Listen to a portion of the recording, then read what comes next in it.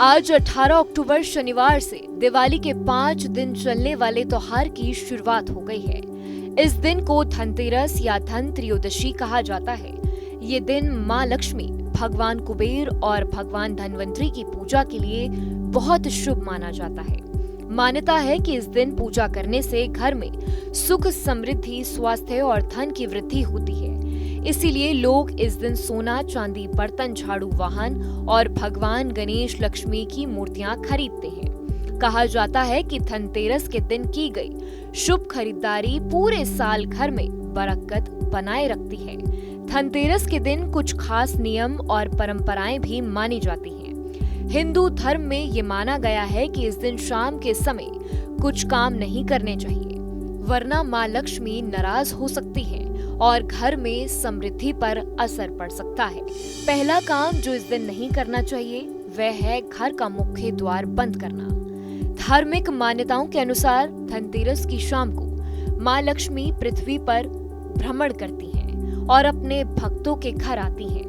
अगर घर का मुख्य दरवाजा बंद रहेगा तो माँ लक्ष्मी अंदर नहीं आ पाएंगी। इसीलिए शाम के समय दरवाजा खुला रखें और दीपक जलाकर उनका स्वागत करें।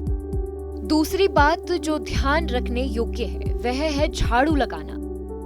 धनतेरस के दिन झाड़ू लगाना बहुत शुभ माना गया है, क्योंकि झाड़ू को माँ लक्ष्मी का प्रतीक कहा जाता है। लेकिन इस दिन शाम को झाड़ू नहीं लगाना चाहिए। ऐसा करने से घर में दरिद्रता यानी गरीबी का प्रवेश होता है। शाम को झाड़ू लगाने से माँ लक्ष्मी नाराज हो जाती हैं और घर में खुशहाली कम हो सकती है। इसीलिए घर को पहले से साफ कर लें और धनतेरस की शाम को सिर्फ दीपक जलाएं।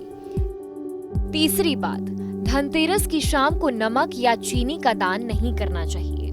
हालांकि इस दिन दान करने का बहुत महत्व बताया गया है, लेकिन कुछ वस्तुओं का दान गलत समय पर अशुभ माना गया है। शाम के समय नमक या चीनी का दान करने से घर की आर्थिक स्थिति कमजोर होती है और कहा जाता है कि माँ लक्ष्मी घर छोड़कर चली जाती हैं। चौथी बात, धनतेरस की शाम किसी को भी पैसा उधार नहीं देना चाहिए। ये समय माँ लक्ष्मी की पूजा और धन प्राप्ति का माना गया है, ना कि धन बाहर देने का। इस समय अगर कोई धन उधार देता है तो माना जाता है कि घर की बरकत कम हो जाती है और धन रुकने की बजाय खर्च होने लगता है। कुल मिलाकर धनतेरस का दिन बहुत शुभ होता है, लेकिन शाम के समय इन छोटी छोटी बातों का ध्यान रखना बेहद जरूरी है, ताकि माँ लक्ष्मी प्रसन्न रहें और घर में सुख समृद्धि बनी रहे। हालांकि इन बातों को धार्मिक मान्यताओं पर आधारित बताया गया है, इसीलिए इन्हें अपनाने से पहले अपने विश्वास या विशेषज्ञ की सलाह जरूर लें।